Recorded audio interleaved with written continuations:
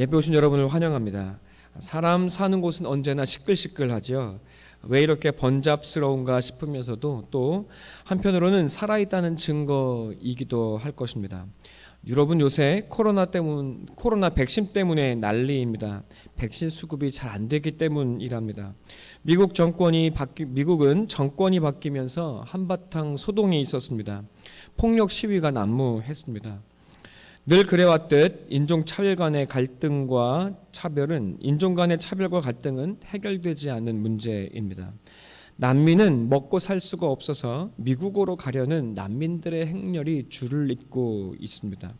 러시아에서는 정권에 대항하는 시위가 전국에서 벌어지고 있답니다. 중국에서도 위구르에 대한 탄압이 계속 일어납니다. 세상은 언제나 이렇게 시끄럽고 또 그 가운데 힘이 없는 가난한 민중은 삶의 소망을 잃고 있습니다. 독재와 기득권의 횡포로 세상은 양극화가 공통적으로 일어나고 있습니다. 너가 살지 못하는 세상은 나도 살 수 없는 세상이 됩니다. 내가 살기 위해 너를 죽이는 세상에서는 나도 살 수가 없습니다. 모두가 다 공멸을 향해 내달리고 있습니다. 민주주의의 위기이고 자본주의의 끝을 향해 내달리고 있지만 여러분, 이 공멸은 멈출 수 없는 수레바퀴인 것처럼 보여집니다. 우리는 도대체 어떻게 살아야 하는가? 어떻게 하면 살 수 있을까? 묻지 않을 수가 없습니다. 하나님은 누가복음을 통해 그런 우리에게 기쁨과 소망을 주십니다. 우리가 그토록 꿈꾸고 소망하는 나라가 이미 왔습니다. 주님께서 그 나라를 보이시고 또 우리에게 허락하십니다. 어떤 나라입니까?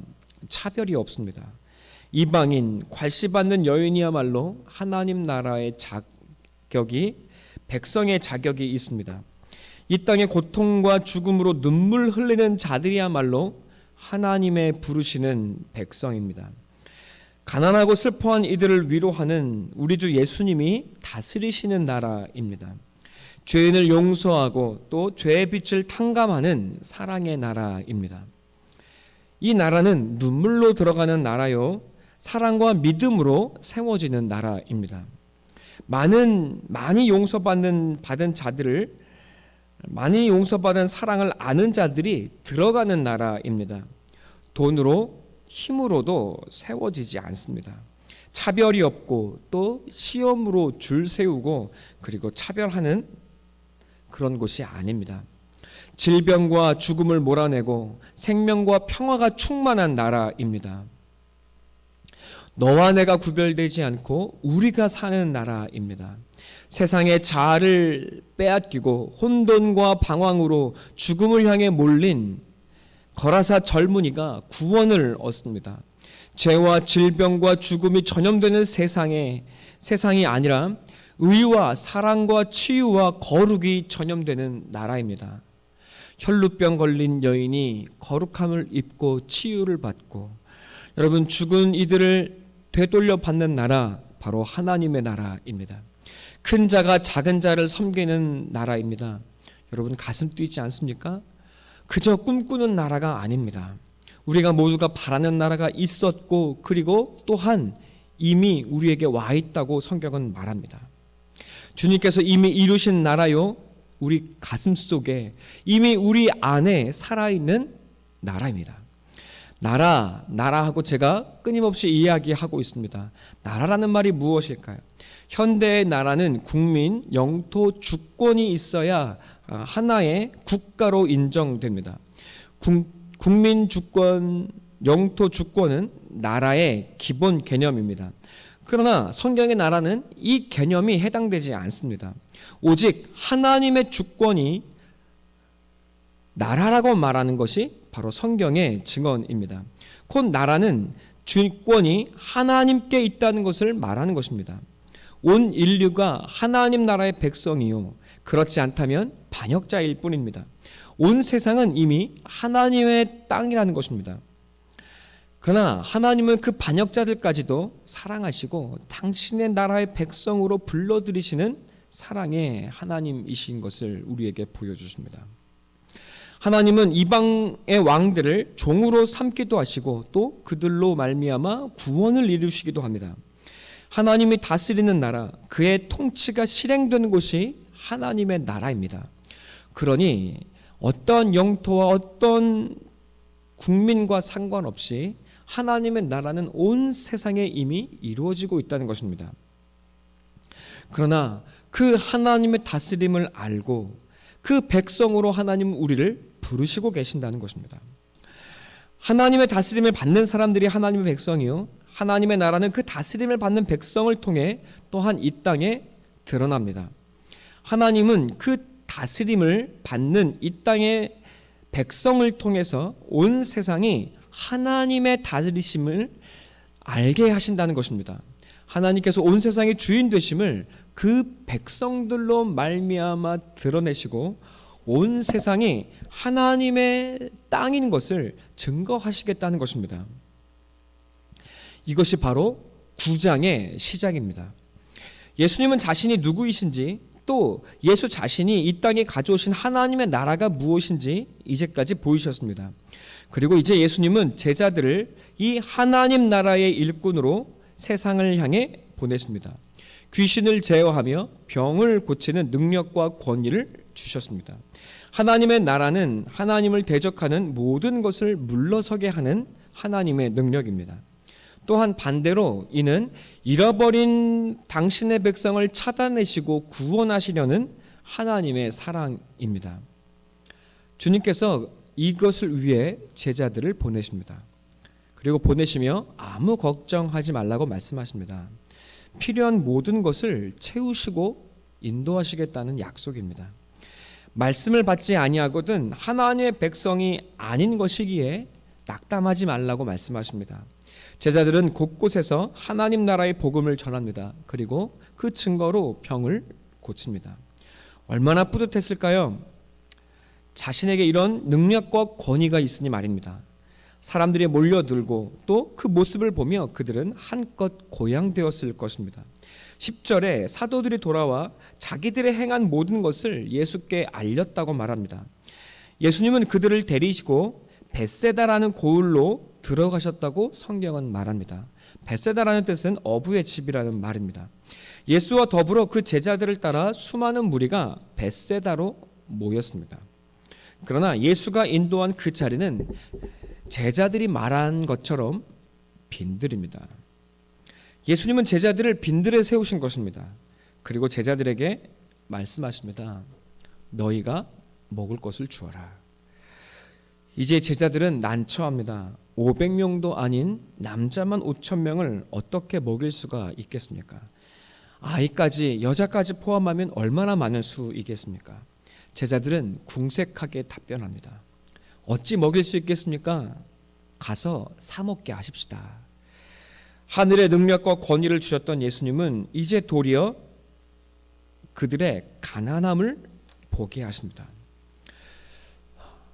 능력을 주셨던 하나님이 이제는 도리어 그들의 무능력함과 그들의 가난함을 보게 하시는 것입니다. 왜일까요? 제자들은 하늘의 권위가 마치 자신의 것인 것 마냥 높아졌을 것입니다. 굶주리고 아파하고 눈물 흘리는 이 땅의 사람들을 긍휼히 여기는 하나님의 마음이 아니었던 것입니다. 제자들은 신났고 높아졌습니다. 자신들 안에 저들보다 높은 사람이라는 우월감이 싹 텄을 것입니다. 주님은 빈들에서 보여주십니다.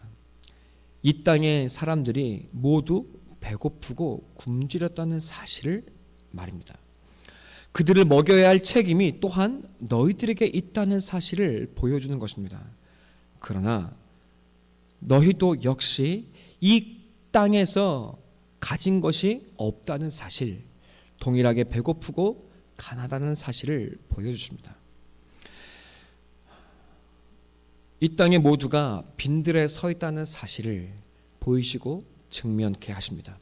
여러분, 그렇습니다. 우리 모두는 빈들에 서 있습니다. 높아지고 부유해진 자리에 서 있는 것처럼 보이지만 우리 모두는 빈들에 있습니다. 제자들은 예수님께 고작 떡 5개와 물고기 2마리를 내밀었습니다. 우리가 먹기에도 심지어 예수님 드리기에도 벅찬 양식입니다. 우리는 제자들처럼 외칩니다. 주님, 여기는 빈들입니다. 우리는 원망합니다. 사명을 주셔서 한껏 고양시켜 놓고는 왜 우리의 현실은 이다지도 빈들입니까? 하나님, 나도 먹고 살 것이 없습니다. 하나님 나라의 사도된 우리가 대체 저들보다 나을 것이 무엇입니까? 예수님께서 우리에게 깨닫게 하시는, 제자들에게 깨닫게 하시는 현실입니다. 주님은 우리가 높아지지 못하게 하십니다.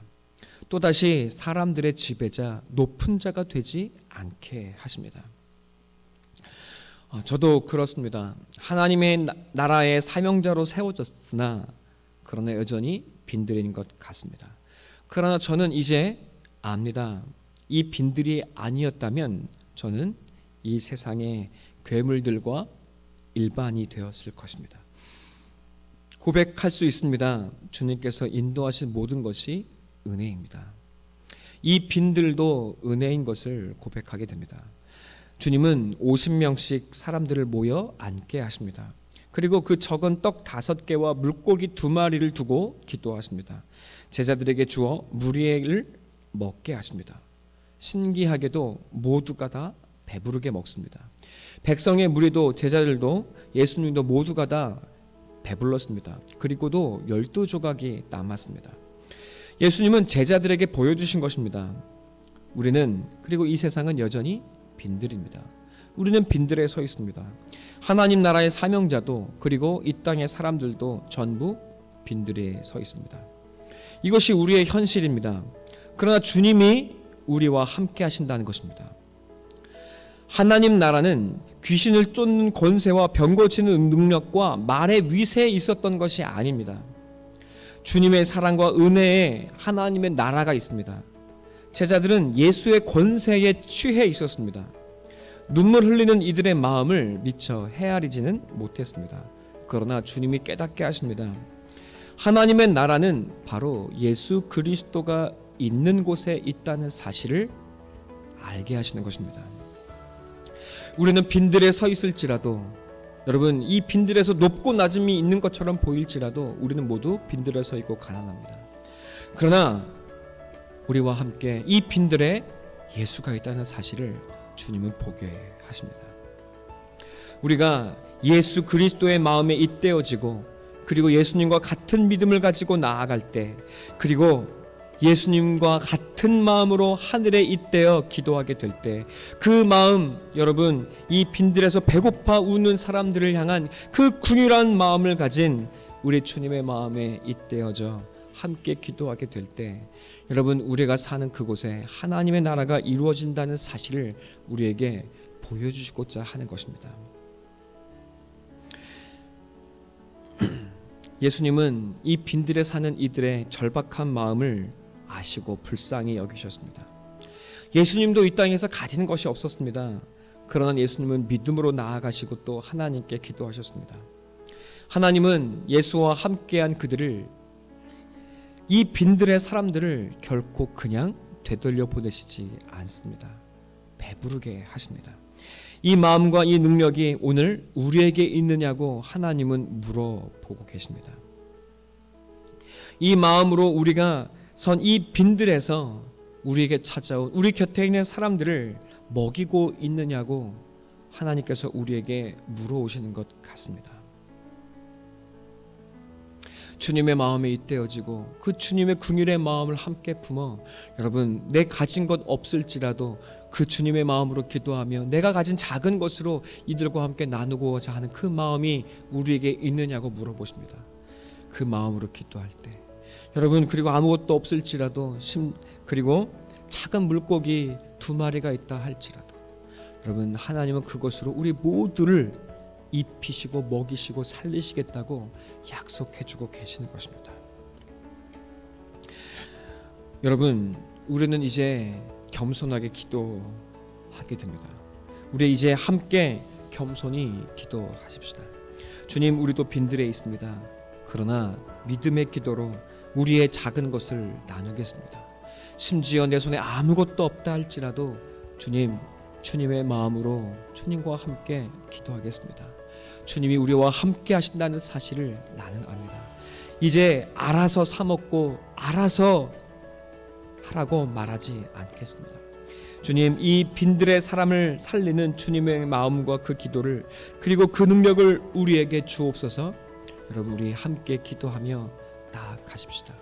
너를 살리고 그 안에 우리가 사는, 내가 사는 하늘의 역사의 축복이, 그 하나님의 나라가 예수와 함께 거하는 우리의 삶에 이 빈들에 나타나고 드러나게 되기를 간절히 소망하고 기도합니다. 네, 이 시간 함께 기도하도록 하겠습니다.